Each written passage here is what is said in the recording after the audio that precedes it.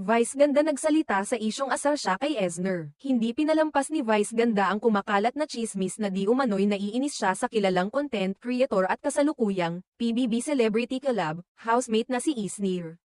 Ayon sa viral na post sa social media, pinapalabas ng ilan na may tampo raw si Vice sa TikTok star dahil hindi ito dumadalaw sa mga paanyaya niya, lalo na sa mga event ng It's Showtime. Si Eisner, though pag may event ako, ini-invite ko siya pero hindi naman siya pumupunta.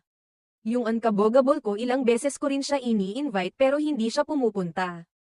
Tsaka hindi kami masyadong nagkakasama eh. Wala kaming masyadong relationship pa pero of course I'm very proud of Eisner.